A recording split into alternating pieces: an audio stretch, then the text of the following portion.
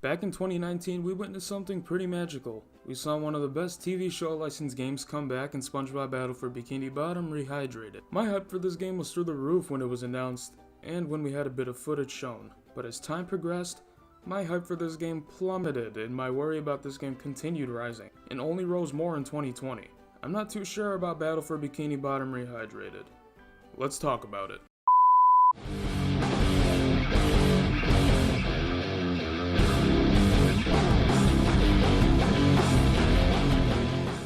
Hello everybody, I'm Jaybills Games, and the subject of today's video is none other than the Battle For Bikini Bottom remake. A game with a surprisingly big following and is honestly one of the funnest 3D platformers I've ever played, filled to the brim with charm, fun, and pure satisfaction. It was always a great time popping this bad boy in my PS2 and playing through it. Like many, whenever you hear one of your favorite games that you played a lot is getting remade, we instantly get hit with large amounts of hype, but in a lot of cases, we get very worried and unsure about the idea. And that is currently where I stand with Rehydrated. I'm more worried than excited about it now. So I want to say right off the bat, the game looks very pretty, especially in the newer builds. It's colorful and super vibrant. I admit, since I'm always an unsatisfied chump, I do have some nitpicks with how the game looks, but it's honestly not worth crying about since most of what I've seen was love at first sight. Fuck! But now that the honeymoon phase is over and I finally came to my senses, I've noticed some glaring issues and heard about very concerning things about this game.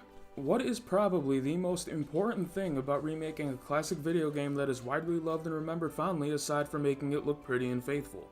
The controls. Unfortunately, all I've been hearing about the game is that it doesn't control too well and it's pretty rough. There is a demo available to the public at PAX and other gaming events that people could walk up and try, and I know some people that were able to give it a go. What I've heard from them, and what many people have been hearing, is that the demo is very rough and the controls aren't too great. Now, of course, that was a pre-alpha build that the devs have been using for testing for a while. But here's the kicker. There's a private demo event certain people were invited to so they can try out a version with much more work and progress done on it. And looky here, the same results and thoughts. People were still talking about how rough the game feels and how the controls aren't exactly too great. I don't know about you guys, but that's a pretty massive red flag considering we just found out about the game's release and it's coming June 23rd. I don't think it's a good sign when you're that close to release and the game still feels rough to play and many concerns about the controls are present, not only in the older builds obviously, but the newer and better builds too. Not to mention, it was said that the devs made the controls floatier on purpose because they thought it'd be easier to handle and land jumps. I don't know, man, I can't help but feel this game is being really rushed. You could tell by the feedback on the recent builds of the game, the miscommunication with pre-orders on how THQ said PS4 and Switches at a later date, but Sony uploaded a trailer saying it's available right now, and it wasn't even on their website to pre-order at all. And then we have the boring trailer they threw together and how all the announcements and release dates just came together in a clump out of nowhere. The word about the controls and what we've been seeing from THQ just fuels the main fear I have about the game. And that's it being unfaithful, rushed, and clunky, leading it to be not as enjoyable or as fun as we're hoping it's gonna be. What's made things even more concerning is the announcements of the collector's editions. You have the Shiny Edition and the Fun Edition. The Shiny Edition has a SpongeBob statue, stickers, a pair of socks, and some lithographs here.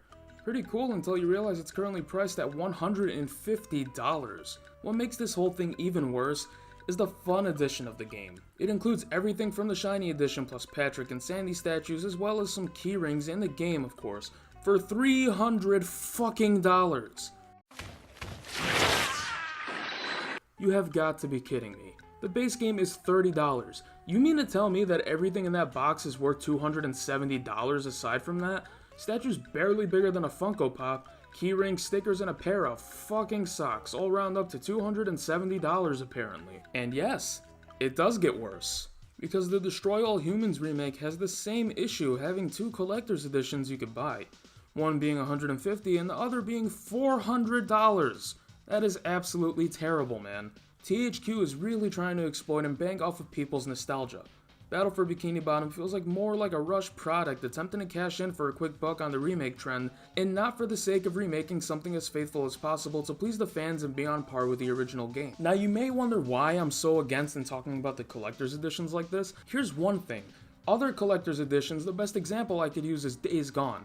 That was around 170 last time I checked, comes with a very high quality and large statue. And on top of that, there was a lot of bonus content and DLC that came with it, making the buy honestly kind of worth it. But when it comes to THQ's collector's editions, it just seems like they're just trying to bank off of nostalgia and not really give a shit about the product itself, just trying to make as much money and exploit people's nostalgia. That's why I'm so against these collector's editions and so angry about it. It's just wrong, man. These things will take up shelves everywhere on stores gathering dust, and I'm positive you could find most of this dirt cheap on eBay once this has been out for a while. My hype for the game had died down quite a bit seeing everything unfold, and I'm starting to get really worried about the game and the intentions behind it all. I'm hoping I can be proven wrong, but with everything that's been said about how the game itself plays and how close we are to release, it doesn't exactly bring me much hope or faith in it at all. Once this game releases and I'm able to play it for myself, you could definitely expect a review or some type of video on it. Until then, we just have to hope for the best that this game won't be a rushed pile of shit, but I wouldn't be surprised if this whole project falls flat on its face and this was just for a quick buck. But what do you guys think of this whole situation? Are you hyped? Are you concerned? Comment below and let me know your thoughts on everything. I'd love to hear what you think. But until then, Jaybills Games signing off here, and I'll see you guys in the next upload. Thank you so much for watching, and take care.